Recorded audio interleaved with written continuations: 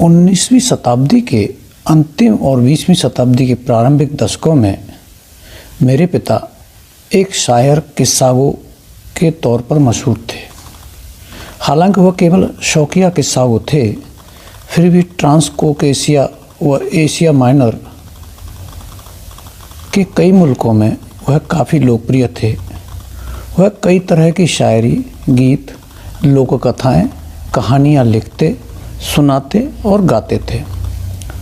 उस वक्त इस पेशे को अपनाने वाले ज़्यादातर लोग अनपढ़ हुआ करते थे, पर उनकी याददाश्त और दिमागी पैनेपन को देखकर आज उन्हें विलक्षण नहीं बल्कि असाधारण कहा जाता।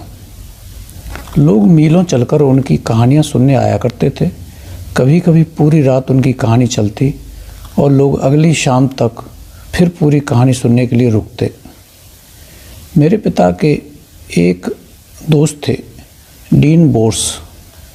बुढ़ापे तक दोनों बुजुर्ग एक खेल खेलते रहे जिसे वे कहते थे कस्तोसिलिया। यह शायद प्राचीन असीरियाई दंतकथा से उठाया गया कोई शब्द था। इसमें उनमें से कोई एक अचानक बगैर प्रसंग के दूसरे से कोई सवाल पूछ देता है और दूसरा बिना किसी हड़बड़ी के गंभीरता से तार्किक जवाब देता। मसलन, एक शाम जब मैं पिता के साथ था, उनके दोस्त डीन बोर्स ने उनसे पूछा, इस वक्त ईश्वर कहाँ है? मेरे पिता ने बड़ी संजीदगी से जवाब दिया, ईश्वर फिलहाल जंगल में है। जवाब सुनकर डीन ने पूछा, वह वहाँ क्या कर रहा है? मेरे पिता ने जवाब दिया कि ईश्वर वहाँ सीढ़ियाँ बना रहा है और उनके ऊपर खुशियाँ चिपका रहा है ताकि पूरा मुल्क उन पर चढ़ उतर सके। ये संवाद कई बार मुझे फालतू लगते।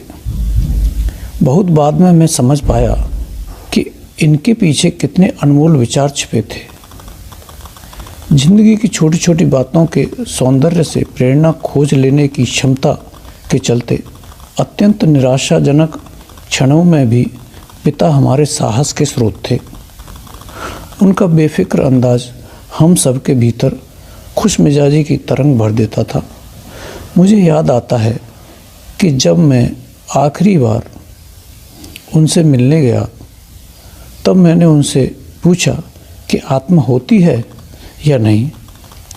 उन्होंने जवाब दिया, जिस रूप में लोग इसे मानते हैं कि यह मृत्यु के बाद भी स्वतंत्र अस्तित्व रखती है और पुनर्जन्म लेती है, मैं विश्वास नहीं करता।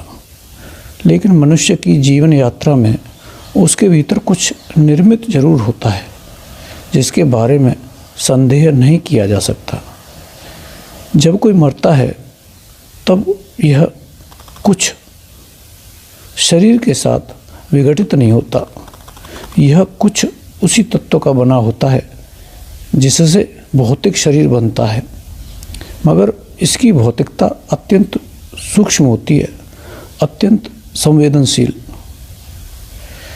मेरे पिता हमेशा भीतर के असंग और अपने स्वभाव में स्थिर रहते थे।